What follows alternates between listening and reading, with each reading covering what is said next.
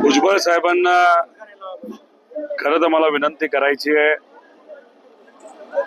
जे सामाजिक कार्यकर्ते समाजासाठी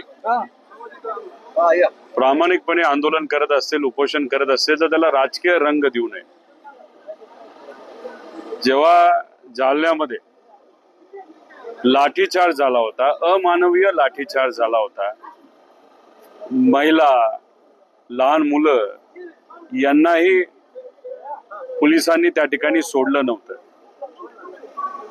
आणि अशा परिस्थितीमध्ये तिथं असणाऱ्या लोकांची विचारपूस करायला तिथलं वातावरण फार भीतीचं झालं होतं. दवाखान्यात मी गेलो होतो, तिथल्या लोकांना भेटलो, पत्रकारांना भेटलो, सामान्य लोकांना भेटलो आणि जरांगे पाटलांच्या कुटुंबियाला, ज्याच्यामध्ये त्यांच्या पत्नी, मुलं, त्यांना मी भेटलो होतो. पण मला एकच इथं सांगायचंय की याच्यामध्ये राजकीय भूमिका जे भुजबळ साहेब घेत आहेत, नाही तर भुजबळ साहेबांना जे कुठले भाजपचे मोठे नेते राजकीय भूमिका घेण्यासाठी सांगत आहेत, नाहीतर दोन समाजामध्ये वाद निर्माण करण्याचा प्रयत्न करत आहेत, त्या मोठ्या भाजपच्या नेत्याच्या हातामध्येच होम मिनिस्ट्री आहे.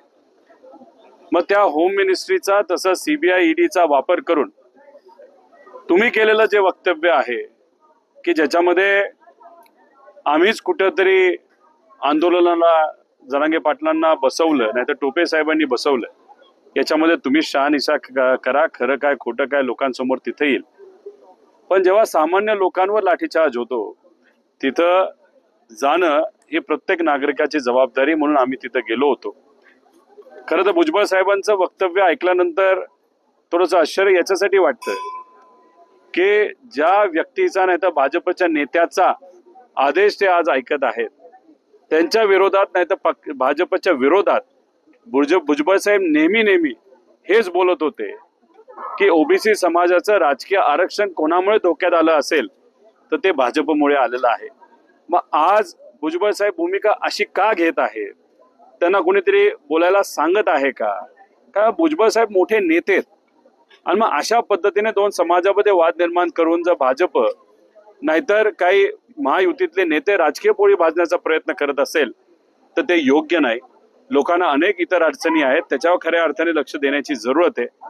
पण भाजपला दुसरा कुठलाही पर्याय दिसत नाही, म्हणून कुठेतरी हिंदू मुस्लिम करण्याचा, ओबीसी मराठा करण्याचा प्रयत्न खरं तर या इलेक्शन मध्ये ते. एबीपी माझा, उघडा डोळे बघा नीट.